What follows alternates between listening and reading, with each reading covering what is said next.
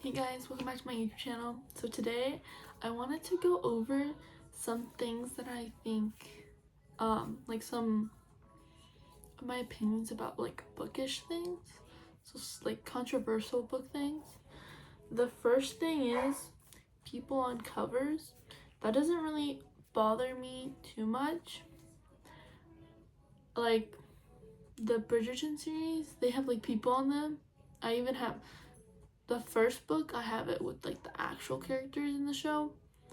That doesn't bother me. I actually like it.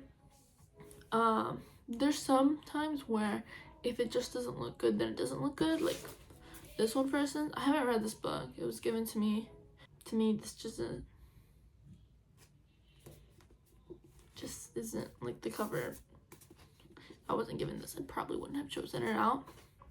I like cartoon covers. I know that a lot of people think that that's really like maybe kiddish or too cutesy or something, but I like them. This isn't really as like cartoon as as this isn't the most cartoonish cover that I have. Like more examples are Beach Read, The Spanish Love Deception, a lot of the books by Jasmine Guillory. I like them. If it looks like, yeah, I like them.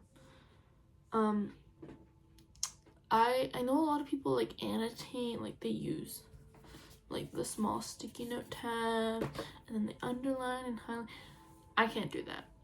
I don't do it. I can't. Like, you have to have a steady hand for that, because like if you mess it up, then that's how your book is gonna look forever, unless you like buy a new one, which I don't think many people will do.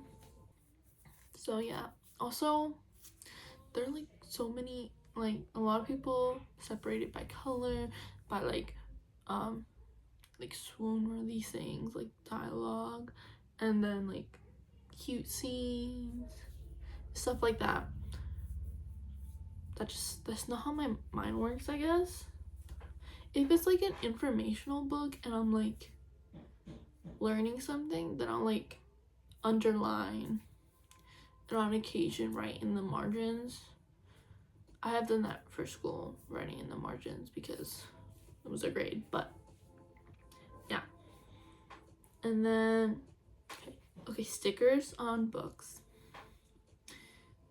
I think most people hate them, if not all of them. I don't mind it as long as it doesn't leave residue.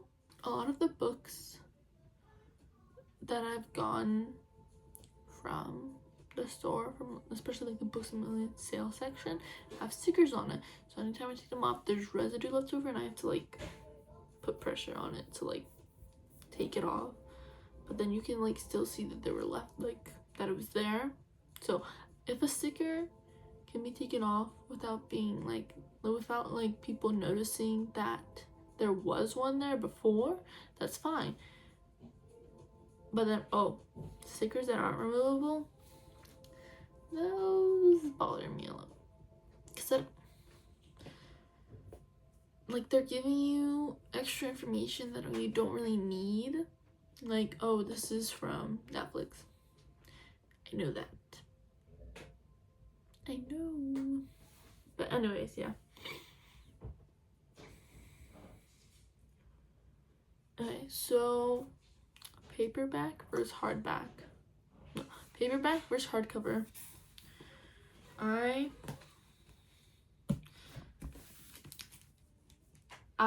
like both. I do like reading a good hardcover. I do. I do prefer paperback. I feel like it's just easier to read. Hardcover, it's more protected, but like paperback is also cheaper, which is strange, because hardcovers are the, like when books are released, hardcovers are the type of book that come out first. The paperback is the one that comes out later on, so you have to like wait, which is a hassle. I can read on like my iPad or like on my phone. Like especially on my phone, it's more convenient. Like, I don't have to, like, I carry my phone around all the time. And in books, you have to, like, bring it with you, which I don't mind. I really like that. But sometimes if there's no room, having a book on my phone can be really, like, handy. I like reading more with, like, something physical in my hand, so on paper, but I don't mind reading online.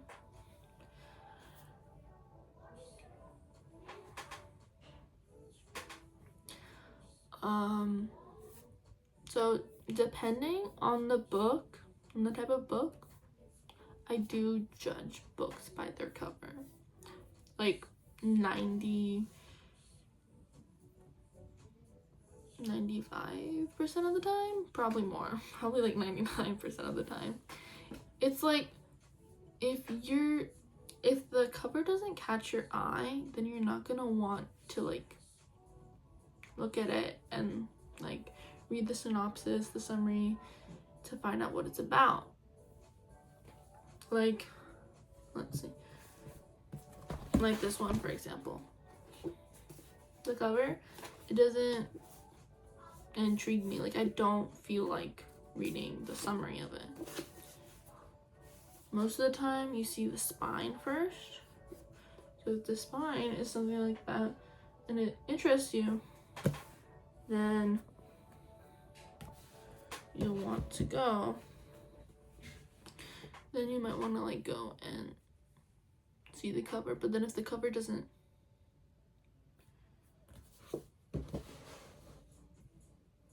if the cover isn't, like, appealing to you, to, like, certain readers, then they won't, like, they'll put it down. I do know that if you judge books by their cover, then you could miss out on some really good books that don't have the best covers. I know that, like, the Jane Austen books, I haven't read any yet. I want to, though. I want to, like, get into some classics. But I know that the Jane Austen books, their covers aren't that, like, appealing. So, like, if they weren't, like, famous classics, then I probably wouldn't know about them. Just because, like, the cover, since it's not, like, I guess, appealing in a certain way, I wouldn't really want to read them. But I do want to read them. Pride and Prejudice, Little Woman. There's another one. Yeah. Okay, so different genres. I'm open to anything, really. I read, I don't have all the examples right now, but I read romance, mystery, action / adventure, fantasy. I don't think I've read any, like, sci-fi books, but I'm open to reading it, but I haven't read any yet. Thriller,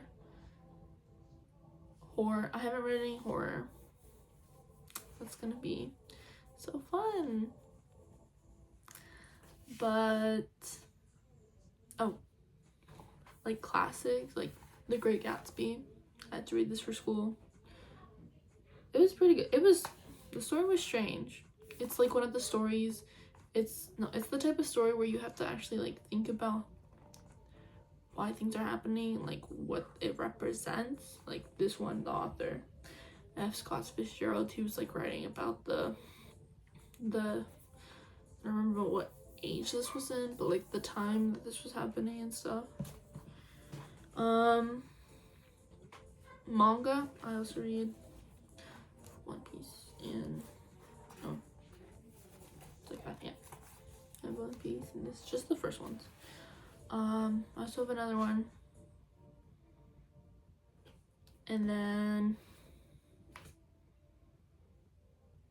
like, non-fiction books where you're like learning something, like Rich Dad Poor Dad. It if it's a topic I'm interested in, then like books where you learn something instead of like reading for a story, that then I'll like it more than if it's like a subject that I don't want to read. Like in history, they make you read the history books. If you're interested in it, then it's not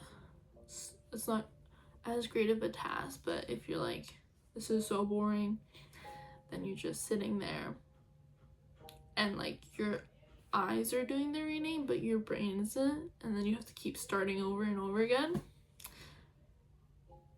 That's a pain.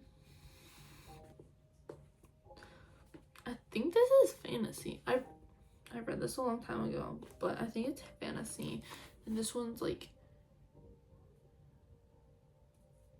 action/adventure. Yeah, so I'm open to reading any kind of book.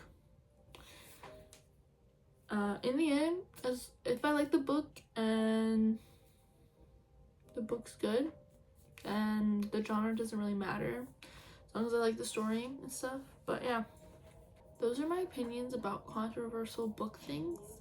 If I missed any, or if there are more that I haven't talked about, please let me know. I'd be happy to go over the things that you guys think are controversial. And if you like this video, please like and subscribe. Leave any comment down below about any book things that you think are controversial and just your opinion of them, and any books you want me to read, any genres that you think I should try. And yeah, see you next time. Bye.